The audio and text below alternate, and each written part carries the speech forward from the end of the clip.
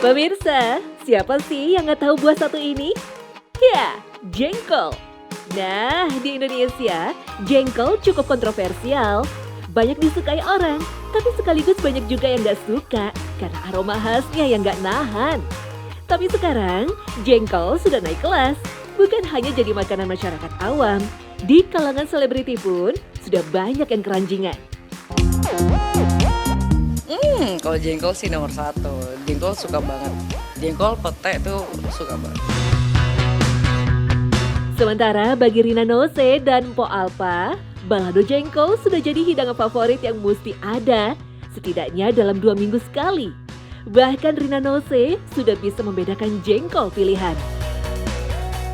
Jadi saya sudah bisa membedakan mana jengkol yang legit, mana yang dibumbuinnya apa, yang enak tuh yang gimana, gue udah bisa bedain.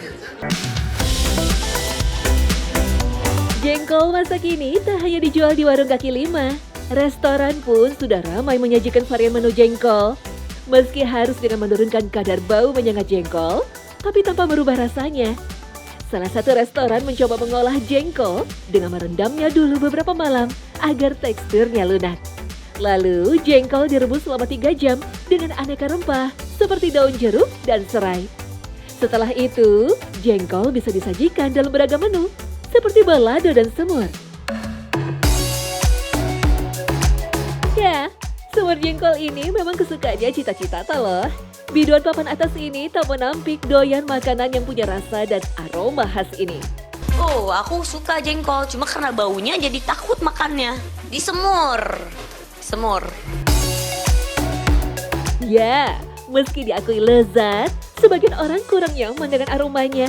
Bahkan aroma inilah yang membuat orang menjauh. Tak hanya itu, setelah makan jengkol pun sebaiknya jangan langsung ke masjid. Kenapa? Karena Nabi Shallallahu Alaihi Wasallam menyuruh orang yang habis makan makanan berbau menyengat seperti jengkol, pete, durian, bawang merah dan bawang putih untuk menjauhi masjid.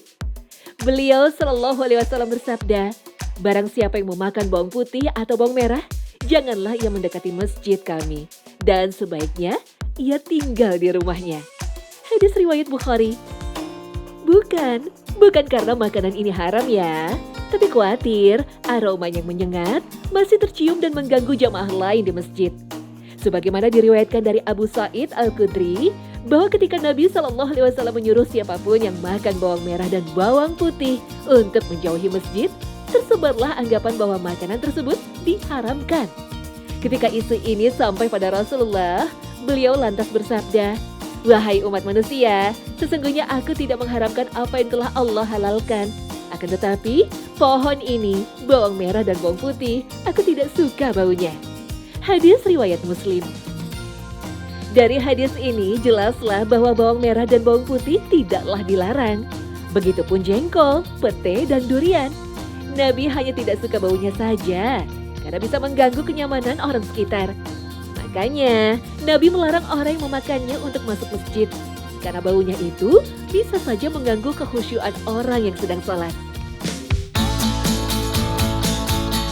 Saat kita sholat, malaikat mendekat sampai ke mulut kita, mendengarkan bacaan Al-Quran.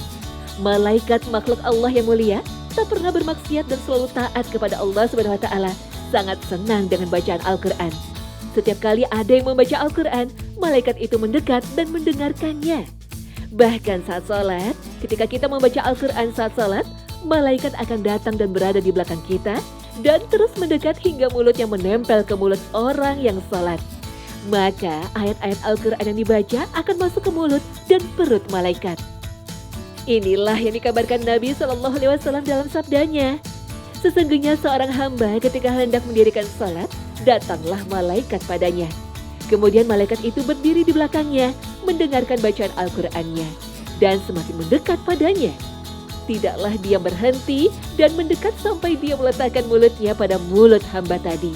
Tidaklah hamba tersebut membaca suatu ayat, kecuali ayat tersebut masuk ke perut malaikat itu.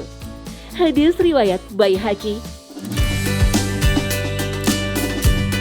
Maka dapat dibayangkan, bila seseorang habis makan makanan yang menyengat, seperti bawang, pete, dan jengkol, Kemudian ia menjalankan sholat berjamaah di masjid.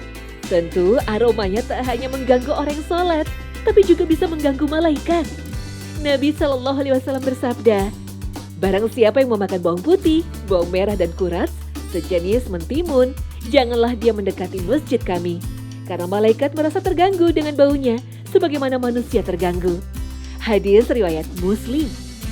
Artinya, apa yang bisa mengganggu dan menyakiti manusia, maka malaikat juga terganggu dan tersakiti. Maka bau-bau yang tidak disukai manusia juga tidak disukai malaikat. Namun, ketika makanan ini sudah diolah hingga baunya tidak lagi menyengat, maka setelah memakannya, boleh saja langsung ke masjid. Tapi, jika ingin lebih menjaga kenyamanan sekitar, setelah makan jengkol, pete, dan bawang-bawangan, sebaiknya gosok gigi dulu, biar baunya benar-benar hilang. Agar lebih sempurna, jangan lupa pakai parfum. Itulah mengapa Nabi Shallallahu Alaihi Wasallam menganjurkan agar setiap sholat, kita diperintahkan untuk membersihkan mulut kita dengan menggosok gigi dengan siwak. Sebagaimana disabdakan Nabi Shallallahu Alaihi Wasallam, "Andai tidak memberatkan umatku," dalam riwayat lain, tidak memberatkan manusia, tentu aku akan perintahkan mereka untuk bersiwak setiap kali hendak sholat. Hadis riwayat Bukhari dan Ahmad.